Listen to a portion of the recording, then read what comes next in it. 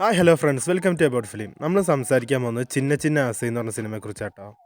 സിനിമയെക്കുറിച്ച് പറയുകയാണെങ്കിൽ മനസ്സിന് വല്ലാത്തൊരു സന്തോഷം തരുന്നൊരു പടം എന്ന് ഞാൻ പറയും.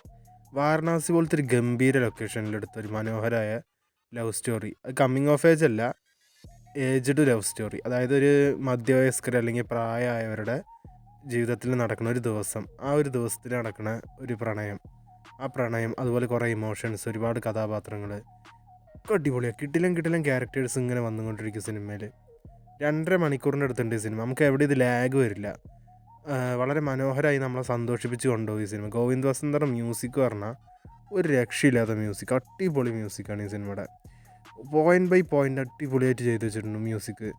അതുപോലെ ഈ സിനിമയുടെ ഡയറക്ടർ നല്ല വൃത്തിക്ക് ഈ പടം ചെയ്ത് വെച്ചിട്ടുണ്ട്. കാരണം നമുക്ക് വാരണാസി എന്ന് പറഞ്ഞു കഴിയുമ്പോൾ തന്നെ ഭയങ്കര ക്രൗഡായിട്ട് ഭയങ്കരമായിട്ട് ആൾക്കാരൊക്കെ വരുന്ന പോലത്തെ ഒരു സ്ഥലമല്ലേ. പക്ഷേ ഇതിൽ പറഞ്ഞാൽ വളരെ ശാന്തമായ ഒരു വാരണാസിയുടെ ഒരു ഫേസ് കാണിച്ചിരിക്കുന്നത്.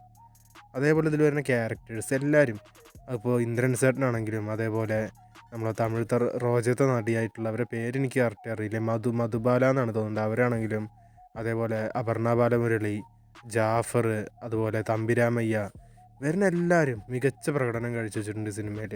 കുറച്ച് ഹിന്ദിക്കാരുണ്ട് കേട്ടോ ഈ സിനിമയിൽ. ഒരു ചായ കച്ചവടക്കാരുണ്ട്, അടിപൊളി പെർഫോമൻസ്. അവിടെ അഭിനയം നല്ല രസമുണ്ട് ക്ലൈമാക്സ് സീക്വൻസിലൊക്കെ. അതേപോലെ നമ്മളുടെ ഇതിലൊക്കെ ഉള്ള ആളുണ്ടല്ലോ, റൈഫിൾ ക്ലബിലൊക്കെ ഉള്ള ആളെ പേര് എനിക്ക് കറക്റ്റ് അറിഞ്ഞൂടാ, പക്ഷേ ആൾ കിട്ടില്ല പെർഫോമൻസാണ്, അടിപൊളി പെർഫോമൻസ് മൂപ്പര്. അതേപോലെ ഒരുപാട് പേര് ഈ സിനിമയിൽ വരുന്ന എല്ലാവരും നല്ല മനോഹരമായിട്ട് കഥാപാത്രങ്ങൾ കാഴ്ചവെച്ചിട്ടുണ്ട്. കാണാത്തവരെന്തായാലും സിനിമ ഒന്ന് കാണാൻ ശ്രമിക്കുക. ഞാൻ കുറച്ച് ദിവസം മുന്നേ കണ്ടിരുന്നു, പക്ഷേ എനിക്കിതിനെപ്പറ്റി റിവ്യൂ ചെയ്യാനുള്ള സമയം കിട്ടിയില്ല. അതുകൊണ്ടാണ് ഞാൻ ഇതിനെപ്പറ്റി ഒന്നും പറയാൻ നിൽക്കാഞ്ഞ്. ഇപ്പോൾ ഒരു ഗ്യാപ്പ് കിട്ടിയപ്പോൾ ഞാൻ പറയാമെന്ന് വിചാരിച്ചു. കാരണം വളരെ മനോഹരമായ ഒരു സിനിമയാണ്, മിസ് ചെയ്യാതെ കാണാൻ ശ്രമിക്കുക.